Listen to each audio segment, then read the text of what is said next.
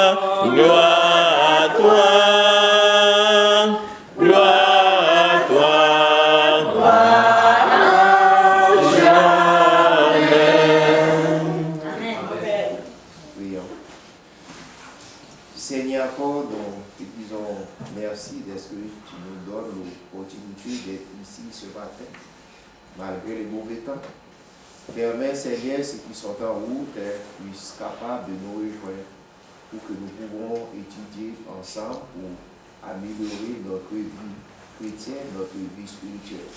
Il y en a d'autres qui aimeraient bien être là, mais qui ne peuvent pas pour des raisons dont nous ignorons. Mais nous te demandons fait à la prochaine qui voit la nécessité d'être ensemble pour étudier ta parole. Et pour cela, nous te prions ainsi au nom de Jésus. Amen. Amen.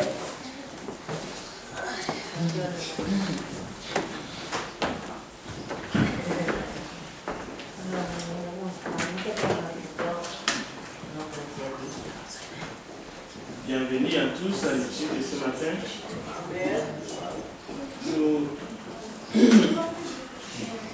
Nous sommes en train de étudier les fondements du service. Mais dans le service, il y a la grande commission.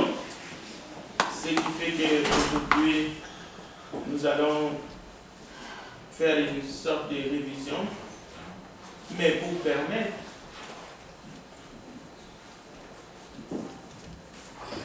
non seulement à nos visiteurs, mais pour nous permettre nous-mêmes aussi de regarder comment nous entrons dans la famille, comment nous sommes entrés, comment nous pouvons aider les autres à entrer, et en particulier nos visiteurs dans la famille de Dieu, et quel est le fondement même du service pour que notre service soit différent de tout autre service qui peut être rendu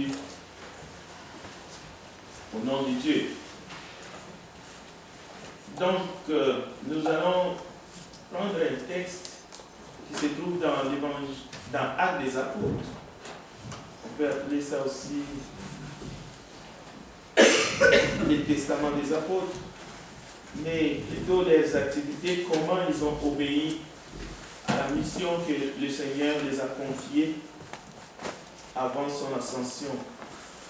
Alors nous allons chercher le chapitre 19 et nous allons lire quelques versets.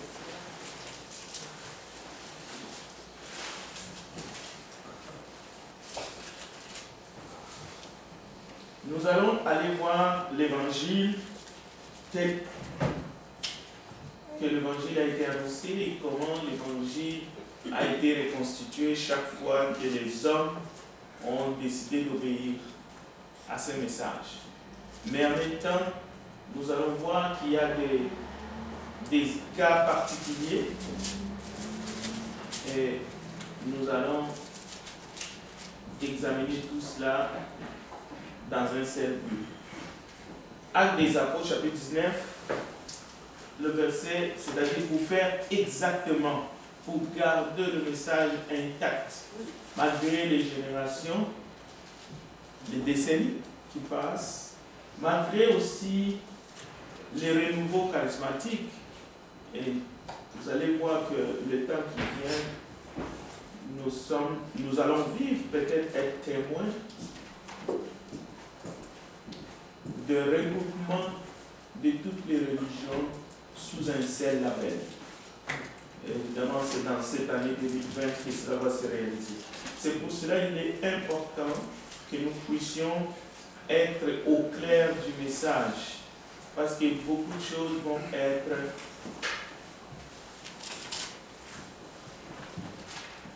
remuées ou diluées, amenées au rabais. La doctrine va être supprimée au nom de l'amour ou au nom de la paix dans le monde. Alors, Actes des Apôtres, chapitre 19.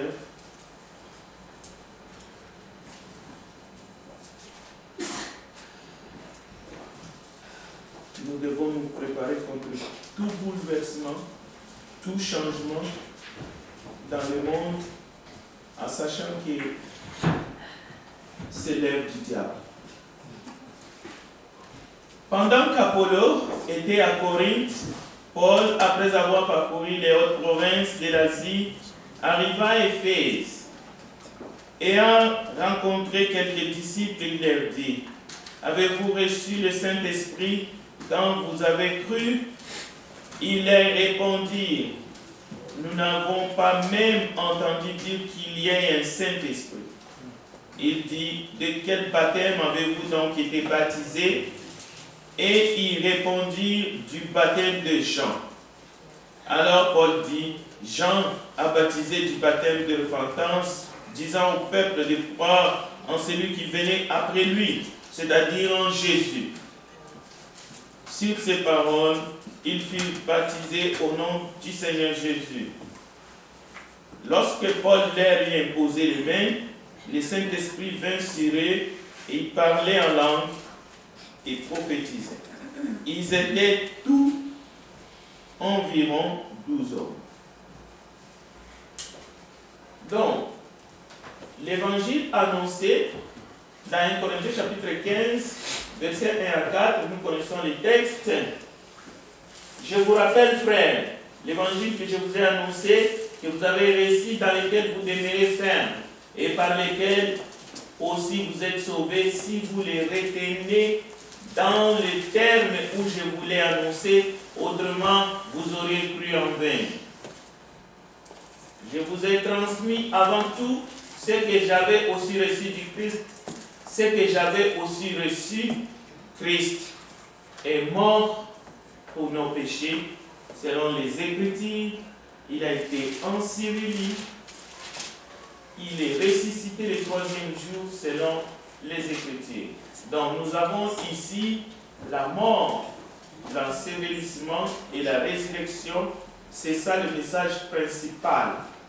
On peut ajouter d'autres choses jusqu'à ce qu'il vienne, tout ce que vous voulez, mais l'évangile reconstitué, c'est dans ces trois éléments, tels que Paul l'énumère, avec la sagesse qu'il a reçue au troisième ciel où il a été enlevé.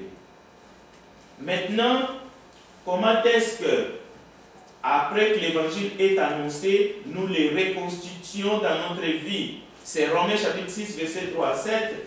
Ignorez-vous que nous tous qui avons été baptisés en Christ Jésus, c'est en sa mort que nous avons été baptisés. Nous avons donc été ensevelis avec lui dans la mort par le baptême, afin que, comme Christ est ressuscité d'entre les morts par la gloire du Père. De même aussi, nous marchions en nouveauté des vies. Donc, vous voyez que les trois éléments, on les reconstitue ici. Chaque fois que une âme prend la bonne décision d'obéir à l'évangile. Mais après, il y a la persévérance, il y a plein d'autres choses. Mais les moments où l'évangile est reconstitué, c'est encore une fois la mort, les tombeaux, l'ensevelissement. Pour notre cas, c'est à travers le baptême et la résurrection à une vie nouvelle. Bien entendu, après cette résurrection, il faut vivre la vie chrétienne. Donc, il faut garder ces choses. Mais voici un cas qui doit faire école partout où l'évangile est prêché. Nous allons examiner maintenant Actes des Apôtres, chapitre 19, avec attention, parce que les apôtres nous ont laissé ça pour une raison. Le Saint-Esprit savait. C'est un message prophétique pour toutes les générations. Surtout pour notre génération actuelle. Nous qui sommes ici ce matin et tous ceux qui ne sont pas ici, mais qui font partie de cette dispensation de l'Esprit, de l'Église.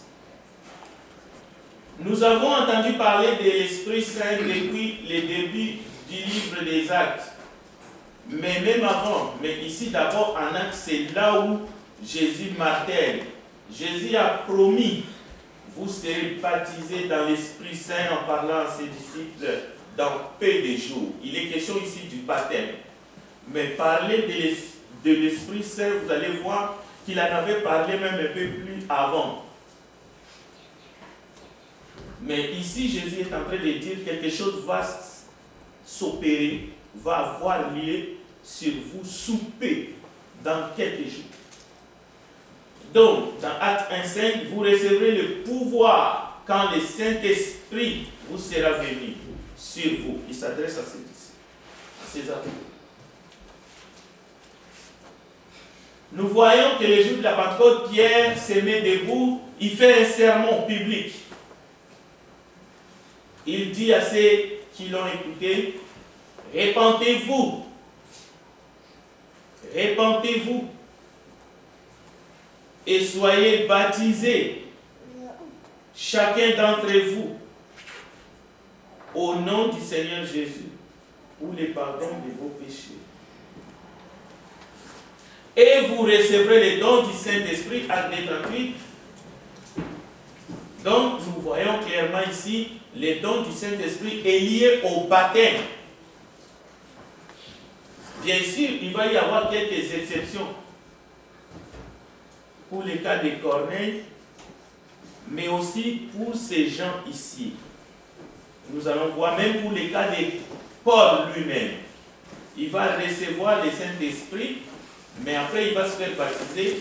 Mais il ne faut pas confondre. Ici, il est question d'être rempli, pas seulement recevoir les dons. Parce que dans Luc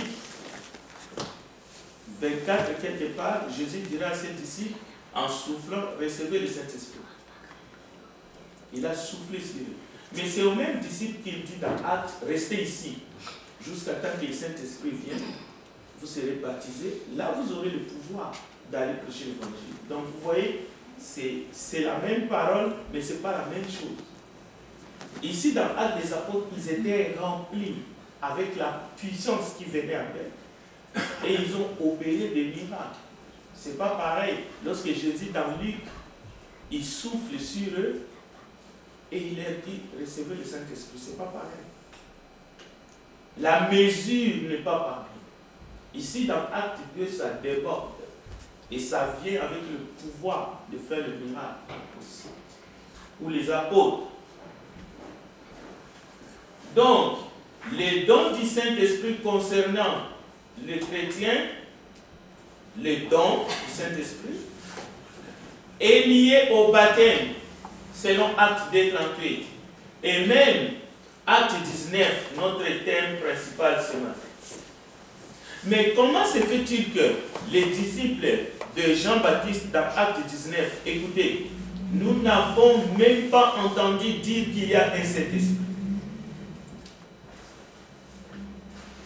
Même Apollo, il était dans la même condition. Disons qu'il était dans l'ignorance, lui aussi.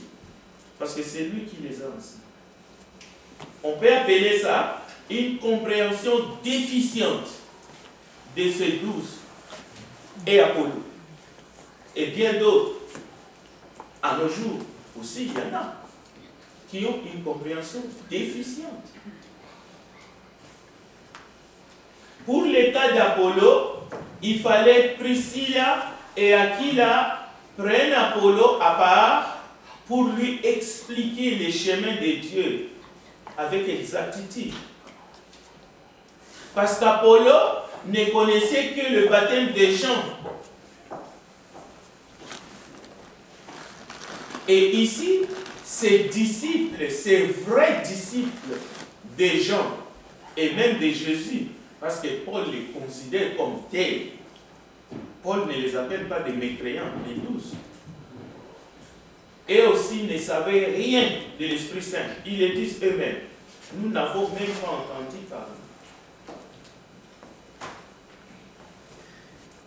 Mais qu'est-ce que Jean-Baptiste a parlé? Qu'est-ce que Jean-Baptiste a prêché? Quel était le contenu de son message? Alors, Jean-Baptiste disait, il vient, donc Jésus. Il est plus puissant que moi. Moi, je vous baptise d'eau, mais lui, il vous baptisera de l'Esprit Saint et du feu. Mais comment ça se fait que ces disciples, quelques temps après sa mort, ils disent qu'ils n'ont jamais entendu même que l'Esprit Saint existe? C'est là que nous devons réfléchir. Cela veut dire que Jean a fait son travail. Jean a fait son boulot. Jean a parlé de l'Esprit Saint. Mais ces gens qui ont été baptisés par Jean, ils disent la vérité. C'est pour cela il ne faut pas toujours tout prendre, il ne faut pas globaliser comme le monde aujourd'hui. Qui veut globaliser même les religions, même les croyances, même la doctrine? C'est la globalisation. Oh, on nous a... Non. Regarde ce qu'ils disent.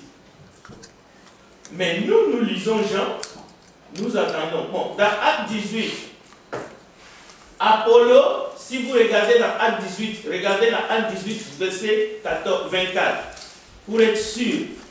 Regardez Acte 19. Regardons Acte 18, verset 24. Le texte dit, un juif nommé Apollo, originaire d'Alexandrie, homme éloquent et versé dans les Écritures, vint à Éphèse. Il était instruit dans la voie du Seigneur, fervent d'esprit. Il annonçait et enseignait avec exactitude ce qui concerne Jésus. Écoutez, bien qu'il n'ait connu que le baptême des gens, on ne peut pas les diminuer.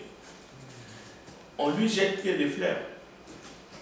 Mais à propos du baptême, ignorance, déficience.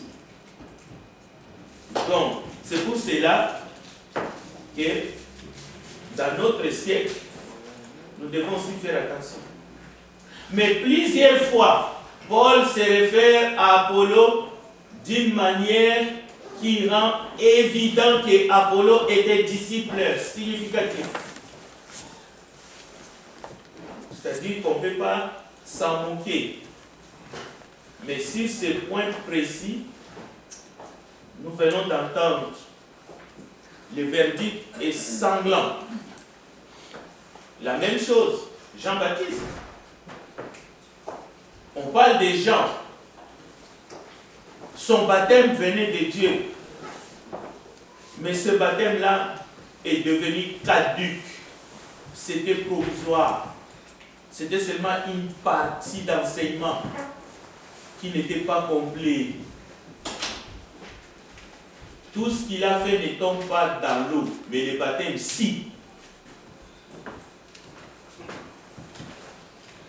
Le message sur le baptême des gens, à cause que Jésus est venu, tombe dans l'eau. Et tous ceux qui ont été baptisés par lui s'accomplissent. Donc, Jean qui est venu préparer les chemins, aplanir les sentiers. La Bible dit, Jean Paris baptisant dans le désert, il prêche le baptême de la repentance pour les pardons des péchés. Il prêche au fou. Et les foules sont nombreuses auprès de lui. Tout le pays de Judée, tous les habitants de Jérusalem se rendent auprès de lui, confessant leurs péchés. Ils recevaient le baptême dans le Jourdain, dans l'eau qui coule. Mais c'est un peu bizarre. C'est Jean-Baptiste marginalisé avec un vêtement de poil, de chameau, et une ceinture de cuir autour des reins. Il s'est nourri de sauterelles, de miel sauvage. Sa mère n'avait même pas le droit de boire une goutte de vin ou de liqueur délivrante. Lui-même non plus. Un prophète du désert qui prêche en disant « Il vient après moi, celui qui est plus grand que moi, je ne suis pas digne de délier en me baissant la courroie de ses souliers. » Et il ajoute « Moi je vous baptise d'eau, mais lui vous baptisera du Saint-Esprit. » Donc, aujourd'hui, on peut comprendre le message en double temps. Dieu nous aime, Dieu t'aime, mais est-ce que tu l'aimes en retour? Si tu l'aimes, tu vas juste te plier à ce qu'il te dit. Tu ne vas pas discuter, tu ne vas pas essayer de s'auto-justifier, tu ne dois pas essayer de changer son message, sa parole. Tu ne dois pas te battre contre toi-même, ni contre les autres. Si tu l'aimes, parce qu'il est Dieu. Donc, nous pouvons réfléchir ce matin. Est-ce que j'accepte d'annoncer, de témoigner que Jésus est celui qui est venu dans le monde? Bien sûr comme un homme, mais avec un message qui est différent de celui des gens. La même chose aujourd'hui, il y a beaucoup de gens qui ont des croyances dans ce monde. On parle aujourd'hui de l'unité des confessions religieuses. Mais est-ce que les gens sont honnêtes de reconnaître qu'au moins nous avons vécu jusqu'à ces siècles en annonçant des messages qui se contredisaient les uns des autres, qui sont tout à fait différents? Ou est-ce qu'on veut noyer les poissons? On veut noyer les poissons.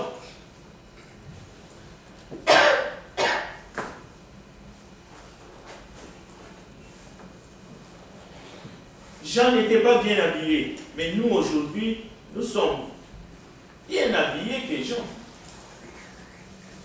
Mais lui, il avait un message. On peut même dire un message dur, sévère, où les gens de son époque. Au point que les militaires venaient, que devons-nous faire? Toutes les professions pour se faire baptiser. Mais nous, aujourd'hui, et lui, lorsqu'il parlait, il s'effaçait, il s'humiliait, il disait « je ne suis pas digne ». Mais est-ce que nous, aujourd'hui, avec notre société moderne, avec tout ce que nous avons, est-ce que nous pouvons faire comme lui? Témoigner aux autres, afin que Dieu agisse dans leur vie. Mais est-ce que nous sommes d'abord prêts de nous laisser nous-mêmes, d'accepter un message nouveau, afin que Dieu aussi puisse agir dans nos vies? Est-ce que nous avons besoin de ce Saint-Esprit que Jean a parlé? C'est lui que les 12 dans Acte 19 recherchaient. Ou est-ce que nous voulons toujours rester dans les anciens sentiers? L'ancienne alliance, la nouvelle, maintenant il y a encore une nouvelle. Où toutes les confessions doivent s'accepter, mais en annihilant l'essentiel, c'est-à-dire la doctrine. Et il risque de nous imposer des choses. Donc, malgré la bonne volonté de l'être humain, sans l'Esprit de Dieu, sans l'obéissance à sa parole, sans l'acceptation d'une alliance nouvelle, nous ne sommes rien. Nous ne serons pas utiles à Dieu.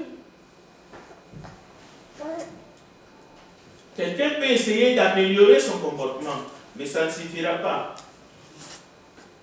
Parce que les gens, dans ce monde, malgré leur religiosité, si on est près du royaume, proche, on fait des choses, on se met ensemble, on s'aime comme des humains. On ne va plus discuter de la doctrine. Chacun va garder ce qu'il croit, mais on va seulement dire, on veut sauver la planète. L'homme devient Dieu, c'est lui qui décide ce qui est bien et mal. Le monde va continuer sa course vers la perdition éternelle. Si tu t'approches à tes anciens sentiers, tu vas continuer ta marche vers la dérive. Jésus, en venant dans le monde, il a proposé quelque chose de nouvel à toutes les générations.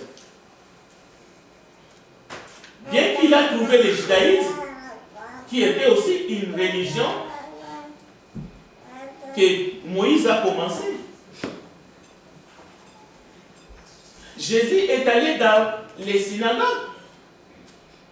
Paul est allé prêcher dans les synagogues. Il y en a parmi qui sont allés dans les temples. Mais vous allez voir que lorsque les hommes et les femmes croyaient à la bonne nouvelle, c'est une nouvelle assemblée qui commençait, qu'on appelait église, ce n'était pas la synagogue. Cela veut dire qu'il allait là-bas juste pour les dire, vous aussi, Dieu ne vous a pas abandonné. Mais les groupements ou l'union qui fait la force avec tous les mensonges qui se trouvent dans les religions et toutes les contradictions, cela ne peut qu'amener à la mort. Donc, notre témoignage doit être le témoignage de Jésus-Christ dans l'attitude des gens. Il faut qu'il grandisse et que moi je diminue. Et Jésus lui-même a dit, quand le consolateur sera venu, il vous parlera de moi. Cela veut dire notre témoignage à nous, c'est le témoignage de Jésus-Christ. Si vous allez dans le judaïsme, qu'est-ce que le judaïsme enseignait? Dans le judaïsme, on ne parle pas de Jésus. Ils avaient des prophéties sur lui.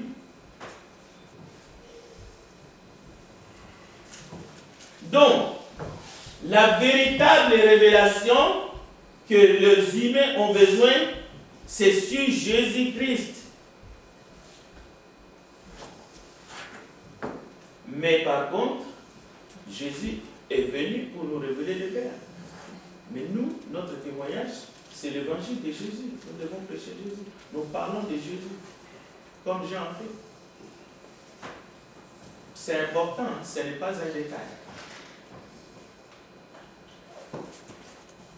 Bien, au chapitre 19, parce qu'on doit s'arrêter, et au début des actes 19, on voit Apollos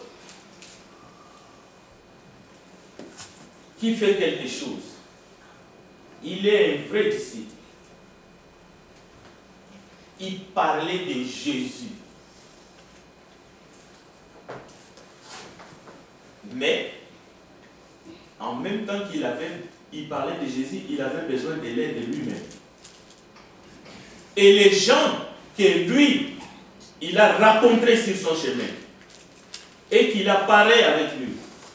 Lorsque Paul vient, la question, avez-vous reçu le Saint-Esprit lorsque vous avez cru? Paul n'a pas dit lorsque vous avez été baptisé.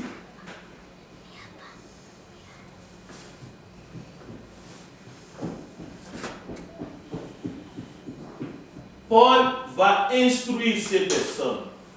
Et ces personnes vont être baptisées au nom de Jésus-Christ pour le pardon de leurs péchés. Il va prier pour eux, ils vont recevoir le Saint-Esprit et ils vont même parler à langue et même prophétiser. Donc, ça, c'était la preuve que ces 12, à ce moment-là seulement, devenaient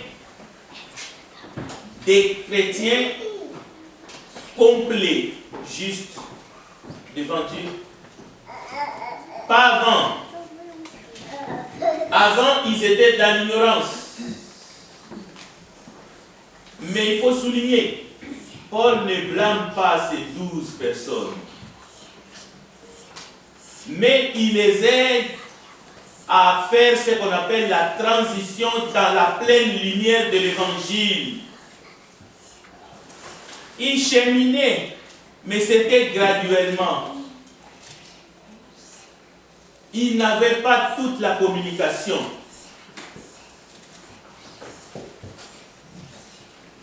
Mais les 12, ils ont reçu la bénédiction de Dieu à travers le baptême selon la nouvelle alliance. Ils sont entrés dans la nouvelle alliance. Et Paul va rester pendant 3 mois. Il va commencer à aller dans une synagogue qui était à côté et il annonçait l'évangile dans cette synagogue. Mais dans la même synagogue, il y avait ceux qui étaient touchés par le message de Paul, mais il y avait ceux qui, sans dire si c'est, à un moment donné, Paul va se retirer avec les disciples, ceux qui ont accepté le vrai message. Et il va commencer une assemblée dans une école de Tyrannus, c'est-à-dire il va louer une salle dans cette école et il va commencer à s'unir avec ceux-là qui ont accepté le message selon la nouvelle alliance. Donc nous avons encore une fois la preuve ici que l'œcuménisme est du diable. On ne peut pas associer les gens de plusieurs religions différentes, communautés différentes. D'un côté les musulmans, de l'autre côté les juifs, de l'autre côté les protestants, de l'autre côté les pentecôtistes, pour dire qu'on est en train de faire quelque chose qui va plaire à Dieu. Non. Paul a quitté la synagogue pour la maison d'un juste pour commencer une assemblée de maisons. Ceci doit être clair. Et il y a une différence de taille. Parce que dans les synagogues et dans les temples, à cette époque-là, il n'y avait que des juifs. Mais dans les assemblées avec l'évangile de Christ, on pouvait trouver les juifs et les gentils qui cohabitaient, qui étaient ensemble. C'est ça l'église du Dieu vivant. Parce que dans la nouvelle alliance, il n'y a plus ni juifs, ni grecs, ni quoi que ce soit. Donc, l'appel du 14 mai 2020 est non seulement diabolique, satanico, politico-religieuse, c'est quelque chose que nous, les chrétiens, nous devons ouvrir les yeux définitivement pour condamner cela. Mais en même temps, le message ici est: nous sommes porteurs d'un message de paix et de réconciliation entre les hommes et Dieu. C'est l'évangile de Jésus-Christ. Maintenant, si vous aviez été enseveli chez les baptistes, vous êtes donc chrétien baptiste. Parce que vous êtes dans cette alliance-là. Si c'est chez les catholiques que vous avez été baptisé alors que vous étiez enfant et que vous croyez être chrétien pour autant, jusqu'à cette ère, l'Esprit de Dieu nous pousse à déclarer, à cause du temps, vous êtes un chrétien catholique, mais vous n'êtes pas un chrétien selon la nouvelle alliance de Christ. Vous êtes comme les disciples de Jean-Baptiste dans Jean 19. Mais vous avez peut-être l'amour de Dieu, vous avez peut-être une certaine connaissance. Si vous êtes ici parce que vous avez signé une alliance avec l'église des Mormons et que vous pensez que vous faites partie de l'assemblée de Dieu, non, vous avez un lien avec l'église des Mormons qui s'appelle l'église des saints des derniers jours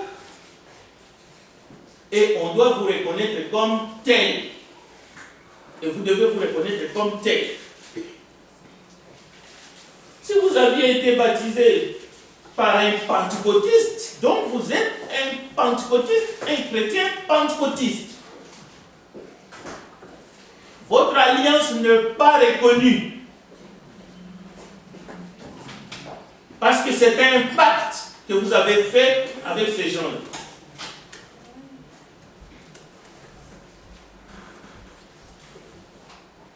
C'est pour cela, lorsqu'ils vont signer leur pacte le 14 mai 2020, vous êtes associés.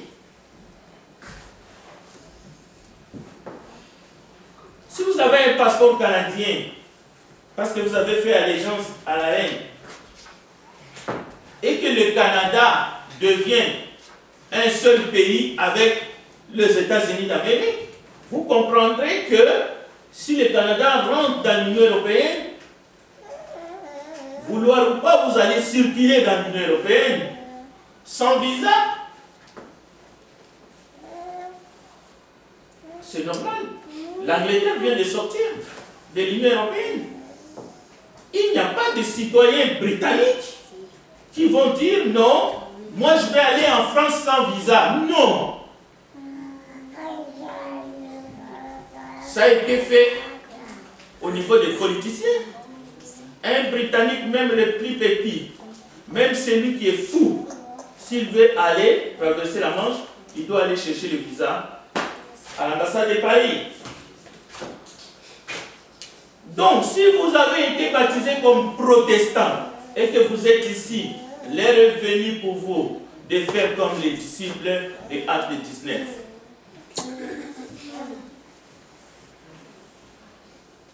L'écuménisme, c'est un poison en matière de la foi. L'évangile, c'est l'évangile de la foi. Jean-Baptiste s'est humilié. Il a dit, je ne suis pas digne de délier le courroie. Il est plus grand que moi. C'est pour ça que nous voyons cette soumission des disciples des gens. Imaginez maintenant dans notre monde moderne, comment est-ce qu'on peut fermer les yeux et essayer de mettre tout le monde dans le même panier? Non, c'est pas possible. Donc, nous terminons en disant, ça c'est un texte aussi pour montrer comment est-ce que Dieu agit, toujours dans Acte 19. Descendez un peu au verset 13, je vais lire le texte, on va s'arrêter là. Parce que là, si vous avez des questions, après le culte, je serai en haut, vous pouvez venir. Ça c'est le fondement. On ne va pas traîner là-dedans. Bien. Quelques exorcistes juifs ambulants essayèrent d'invoquer sur ceux qui avaient des esprits malins le nom du Seigneur Jésus en disant, je vous conjure par Jésus que Paul prêche. Ils essayaient de chasser les démons au nom de Jésus. Invoquer le nom de Jésus est très important, c'est fondamental. Nous allons étudier ça. Dans le domaine des esprits, des démons. Le verset 14. Ceux qui faisaient cela étaient 7 fils de Séb, juifs. L'un des principaux sacrificateurs, l'esprit malin leur répondit, je connais Jésus, je sais qui est Paul, mais vous, qui êtes-vous? Et l'homme dans lequel était l'esprit malin s'élançant sur eux et se rendit maître de tous et le maltraita de telle sorte qu'il s'enfuit de cette maison nu et blessé. Cela fut connu de tous les Juifs et de tous les Grecs qui demeuraient à Éphèse. Et la crainte s'empara de tous et le nom du Seigneur Jésus était glorifié. Écoutez bien, plusieurs de ceux qui avaient cru venaient confesser et déclarer ce qu'ils avaient fait, et un certain nombre de ceux qui avaient exercé les arts magiques, ayant apporté leurs livres, le brûlèrent devant tout le monde, et on estima la valeur à 50 000 pièces d'argent. C'est ainsi que la parole du Seigneur croissait en puissance et en force. Beaucoup connaissent seulement résister au diable, et il fuira loin de vous. Mais le vrai enfant de Dieu doit savoir aussi invoquer le nom de Jésus lorsque nous sommes en face des forces négatives. Mais ici, c'est pour montrer aussi qu'il y a une ligne rouge. Vous ne pouvez pas être dans un camp et dire, je vais essayer de faire ce que Paul faisait en utilisant le nom de Jésus. Non, non, non, non. Nous condamnons le pacte du 14 mai 2020. Ce n'est pas nous comme humains, la parole de Dieu. Voici les exemples. Les gens, les adorateurs des idoles, de quel droit nous nous mettrons avec eux au nom de la paix dans le monde? Nous les aimons comme des humains, mais dans le domaine de la religion, non, non, non. Nous leur prêchons la vérité, quitte à y devenir dans le camp de Jésus. Mais nous n'irons pas là. Et nous devons savoir ces choses. Alors, nous allons nous arrêter ici. Je vous demande d'aller lire cette histoire des 7 fils de Séba. Et c'est très important pour que nous puissions comprendre que nous sommes ici pour adorer Jésus en esprit et en vérité, mais en obéissant à sa parole et sans controverse. Nous ne nous jumelons pas. Il n'y a pas de... C'est pas la globalisation. Non. Nous prêchons la parole. Celui qui obéit, il doit obéir à la parole. Et il n'y a pas de confusion là-dessus. Amen. Amen. Je vais terminer par une prière. Prions ensemble. Notre Père, nous te bénissons pour ce matin. Voici ton peuple réuni pour t'adorer. Pardonne-nous nos péchés. Fais que l'adoration de ce matin te glorifie. Pour ceux qui sont ici et ceux qui ne sont pas avec nous ce matin, mais qui ont besoin de mettre leur vie en ordre, parce que les jours sont mauvais, envoie ton esprit afin qu'il touche leur cœur et qu'ils se soumettent à ta volonté et à ta parole. Nous te le demandons, Père, au nom de Jésus-Christ, notre Sauveur. Amen. Amen. Que Dieu vous bénisse. Amen.